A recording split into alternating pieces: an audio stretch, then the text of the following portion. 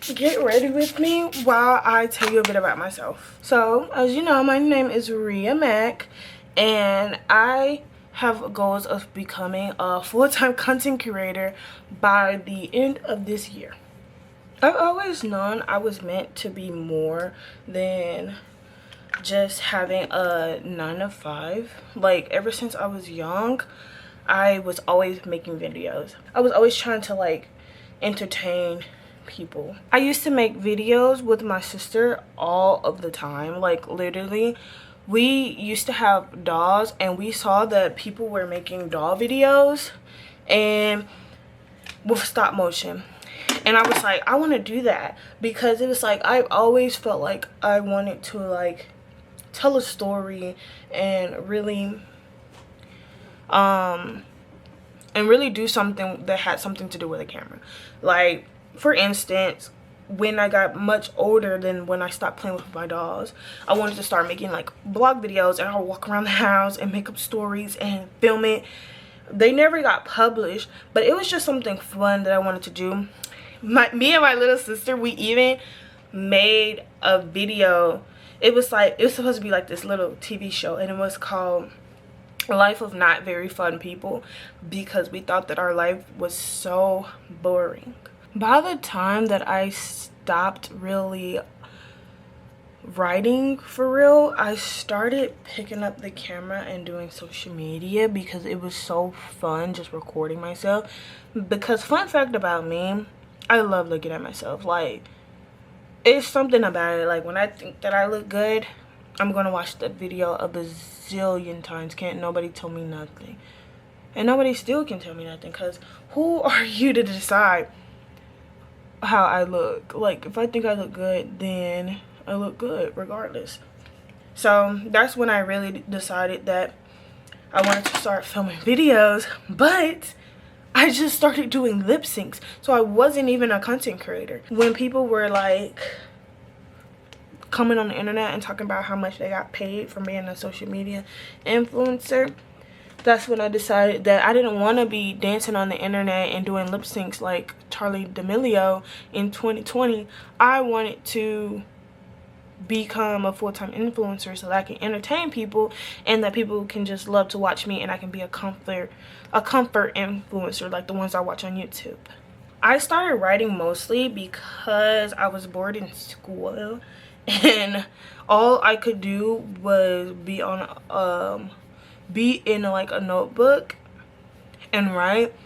My teachers would catch me, they would think I'm doing my homework, they would come over and they would see me like writing, and I remember I used to get in trouble for it, but genuinely I did not care, because it was like, at least I'm not like the other kids and I'm not on my phone. Like, take this or take it or leave it. I'm not gonna lie, our life was pretty boring at the time. We didn't do anything. Like, for instance, I didn't get my first phone until I was about 13, and I had to share it with my older sister. But my older sister, she took the phone because she was like, I'm older, I should have a phone. And so she took it, and so I didn't get my actual first phone until I was about 14, or I think I was 14. But yeah, and that was very difficult for me, because like all of our phones were like really bad. Like, they were like really bad. I transitioned from writing in my notebook to writing on computer because Wattpad became popular, and I wanted to become a Wattpad.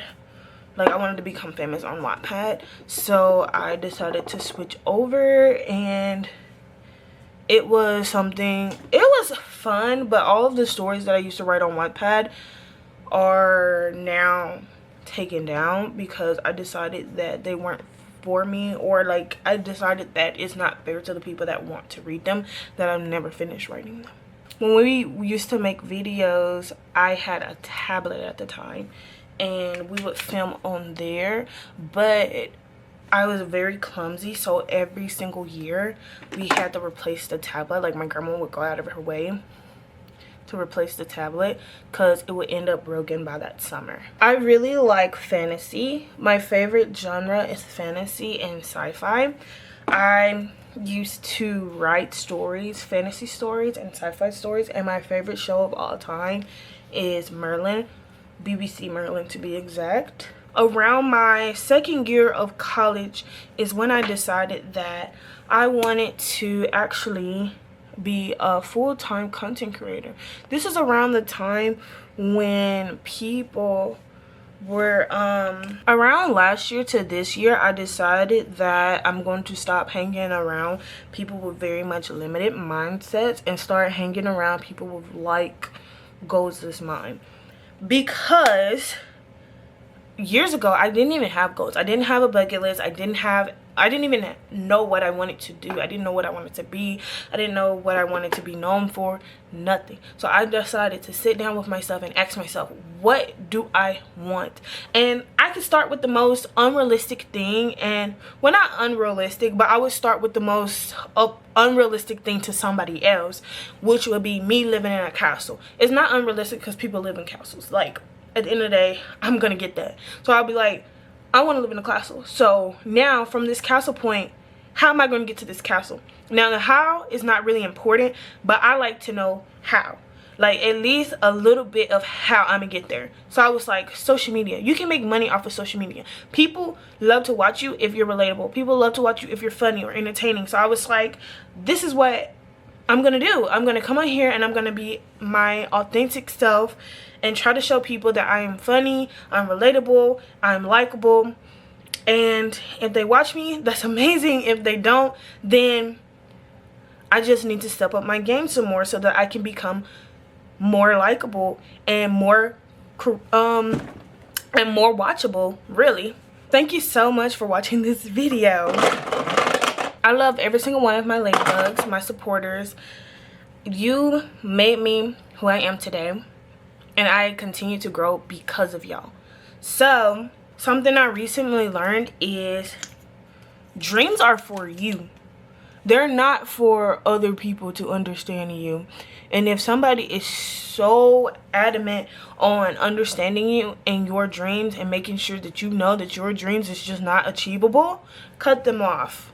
I was just like, I think I'm gonna blow up from doing that because I look so good. Mind you, I was literally just lip syncing.